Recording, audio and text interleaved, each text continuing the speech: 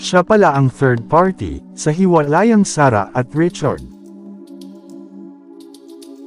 Isang kilalang pangalan ang inilink ngayon ng maraming madla sa hiwalayang Richard at Sarah. Kamakailan lang, mainit na pinag-uusapan ang mga revelasyon ng talent manager na si Annabel Rama, hinggil sa estado ng relasyon ng kanyang anak na si Richard Gutierrez at Sara Labati.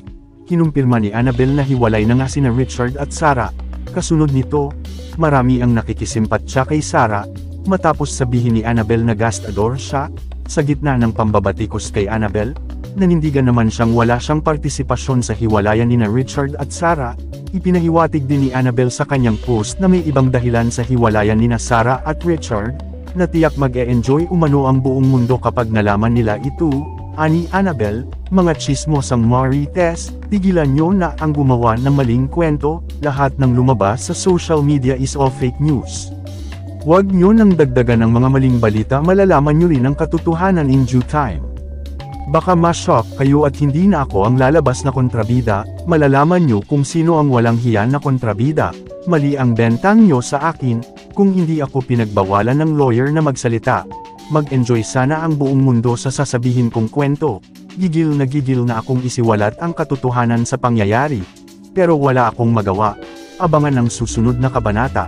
Samantala, ilang araw matapos itong i-post ni Annabel, isang nakakagulat na pasabog ang ibinahagi ng showbiz insider na si OG Diaz, tungkol umano sa third party sa hiwalayan ni Richard at Sara. Sa kanyang vlog, isiniwalat nga ni OG na totoong may third party sa hiwalayan ni Richard at Sara, pero hindi raw si Richard kundi si Sara. Mas naloka naman ang mga madla ng ibunyag ni OG na umano'y hindi lalaki ang karelasyon ni Sara kundi isang babae. Ani OG, sabi ng aking source, walang third party, hindi nambubugbog si Richard, at yun na nga ang sinasabi na hindi si Richard ang may third party. Di ba noong una ang sabi ng iba si Richard daw ang may third party, tapos ngayon naman ang sinasabi nitong aking source, si Sara Labati ang may third party. Ang sinasabi ng source ko hindi lalaki. Kasunod nito, hinamon ni OG Diaz si Sara na magsalita hinggil sa issue.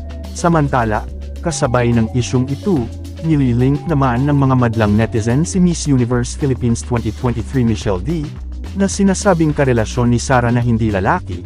Mabilis namang pinabulaanan ni Michelle na may ugnayan sila ni Sara.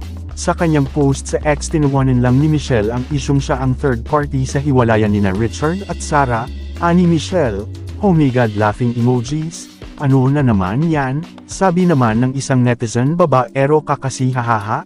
Hindi itinanggi ni Michelle na babaero siya, depensa pa niya, at least magaganda lahat, char.